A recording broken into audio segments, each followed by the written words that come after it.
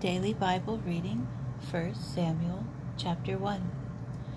There was a man from Ramathaim of the Zuphites, in the hill country of Ephraim, whose name was Elkanah, son of Jeroham, son of Elihu, son of Tohu, son of Zuph, an Ephraimite.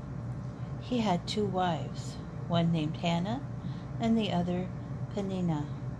Peninnah had children, but Hannah was childless. This man used to go up from his town every year to worship and to offer sacrifice to the Lord of hosts at Shiloh. Hophni and Phinehas, the 2 sons of Eli, were priests of the Lord there. One such day, Elkanah offered a sacrifice. He used to give portions to his wife Peninnah and to all her sons and daughters. But to Hannah he would give 1 portion only, though Hannah was his favorite, for the Lord had closed her womb. Moreover, her rival, to make her miserable, would taunt her that the Lord had closed her womb. This happened year after year. Every time she went up to the house of the Lord, the other would taunt her, so that she wept and would not eat. Her husband Elkanah said to her, "Hannah, why are you crying, and why aren't you eating? Why are you so sad? Am I not more devoted to you than 10 sons?" After they had eaten and drunk at Shiloh, Hannah rose. The priest Eli was sitting on the seat near the doorpost of the temple of the Lord. In her wretchedness she prayed to the Lord, weeping all the while.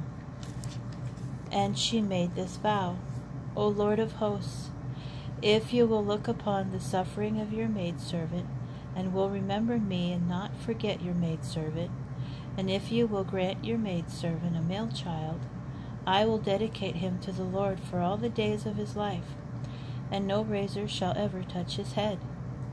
As she kept on praying before the Lord, Eli watched her mouth. Now Hannah was praying in her heart, only her lips moved, but her voice could not be heard. So Eli thought she was drunk. Eli said to her, "How long will you make a drunken spectacle of yourself? Sober up." And Hannah replied, "Oh no, my Lord, I am a very unhappy woman. I have drunk no wine or other strong drink, but I have been pouring out my heart to the Lord. Do not take your maidservant for a worthless woman. I have only been speaking all this time out of my great anguish and distress." "Then go in peace," said Eli, "and may the God of Israel grant you what you have asked of him." She answered, "You are most kind to your handmaid." So the woman left, and she ate, and was no longer downcast. Early next morning they bowed low before the Lord, and they went back home to Ramah. Elkanah knew his wife Hannah, and the Lord remembered her. Hannah conceived, and at the turn of the year bore a son. She named him Samuel, meaning, "I asked the Lord for him." And when the man Elkanah and all his household were going up to offer to the Lord the annual sacrifice and his votive sacrifice, Hannah did not go up.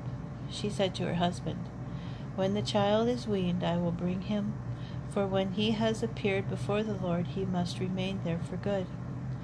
Her husband Elkanah said to her, "Do as you think best. Stay home until you have weaned him. May the Lord fulfill his word." So the woman stayed home and nursed her son until she weaned him. When she had weaned him, she took him up with her, along with 3 bulls, 1 ephah of flour, and a jar of wine. And though the boy was still very young, she brought him to the house of the Lord at Shiloh. After slaughtering the bull, they brought the boy to Eli. She said, "Please, my Lord, as you live, my Lord, I am the woman who stood here beside you and prayed to the Lord. It was this boy I prayed for, and the Lord has granted me what I asked of him. I, in turn, hereby lend him to the Lord. For as long as he lives, he is lent to the Lord." And they bowed low there before the Lord.